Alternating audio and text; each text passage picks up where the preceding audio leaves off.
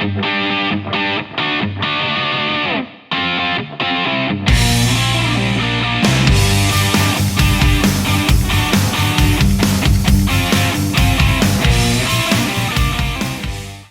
everybody, Lieutenant Joe Pangaro here for the Blue Heart Podcast.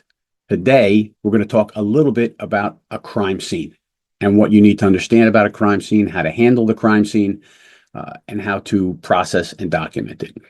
All right, so first of all, our sponsors, Blue 360 Media, greatest publisher ever, RiotTint.com. They provide window safety covers. It's amazing, keeps people from breaking through the glass and getting in and hurting people. And Medical Essential Diagnostics, where you can go with two adult family members and you can get a complete screening at no cost to you. They have 5 different locations in New Jersey, and they are excellent sponsors of law enforcement. They believe in law enforcement. They're big supporters, all of our sponsors. So let's think about a crime scene. This will be crime scene part 1 probably, because it's not a simple thing. So in my book, The Investigation, right, that you can get from Blue 360 Media.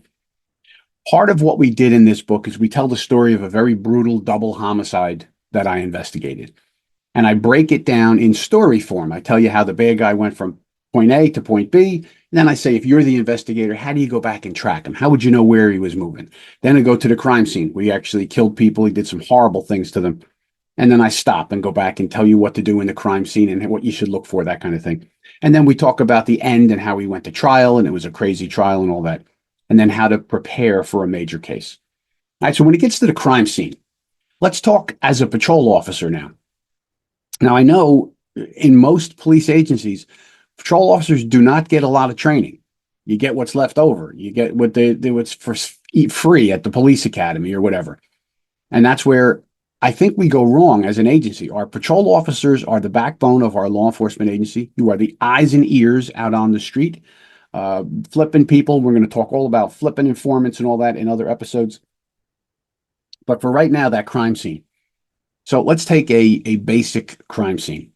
You get called to a house burglary. The family went out, they come back in the afternoon for their day, and their back door is shoved in and their property is missing. They have jewelry missing. People ransack the house.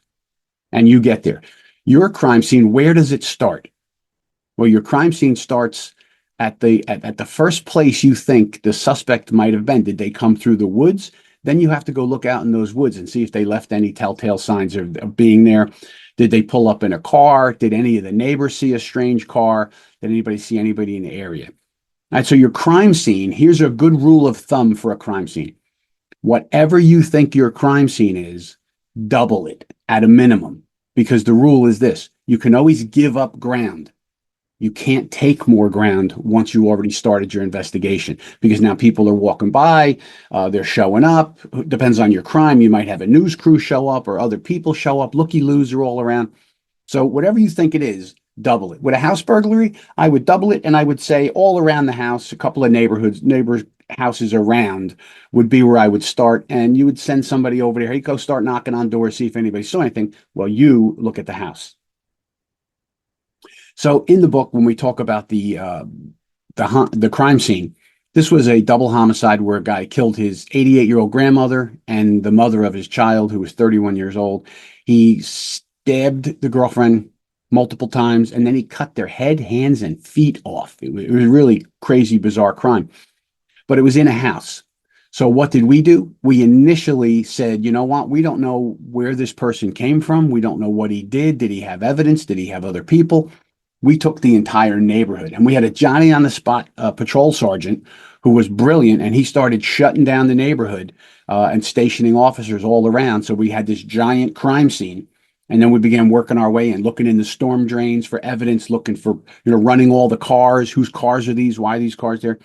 And as it turned out, after our initial review of that big crime scene, there was a car that belonged to the suspect who was parked 3 or 4 doors down from the crime scene. He parked there purposely so that nobody would see him going into the house. So that was a great move by the Sarge. So when you get there as the patrol officer and you see this crime scene, you want to remember, every time we go into a scene, we bring stuff with us that we leave there. And every time we come out of the crime scene, we take stuff with us: microfibers, hairs, blood spatter, all kinds of stuff. So when you're at this crime scene, you want to, glove up, especially if there's been injuries and people are hurt. Best of all worlds, if it's a homicide, you would have, you're doing the initial sweep because you don't know it till you go in there, right? Sometimes we get a call, oh my gosh, I heard a fight. You go in, then you find dead people. In the case of the story in my book, that's exactly what happened. We got a call that there were dead bodies in the house, and the patrol sergeant and another street officer ended up getting to the house and going in and finding the two bodies. Then they swept the house for victims and for suspects. Then they came out and they locked the doors down. Hey, this is it. We're freezing this crime scene. So you want to kind of think of everything you touch and everything you do in that crime scene is going to make a difference. Now, it's okay if you have to go in and do that. Sometimes we have to go in and do what? Go in and do first aid on somebody who ends up dying. Well, you don't touch them, right? You don't touch them anymore. Once you've done what you've done and somebody says that's it, they're dead, you're going to leave all the first aid equipment, everything right on them for the medical examiner to look at, and we can document who was in that crime scene, whose fingerprints were there, whose boot prints, anything like that. So you go in, and here's one that you might come across a lot, is you might get called to a hanging or a suicide. Now, we got to be really, really careful. All right. If there's a gun in the scene and people call up, oh my gosh, my husband killed himself. I think he's dead. My father, my sister, my mother, whatever. And you walk in and there's nobody else there but the caller and the deceased, right? You want to maybe get that deceased out of that scene. If there is a gun there and it's not in a position where someone can get to it and touch it, accidentally shoot it, then you might want to leave it there.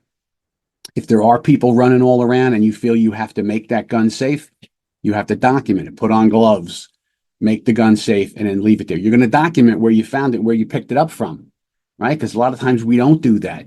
We take photographs and then somebody moved something and then you see it in the next picture and it's moved.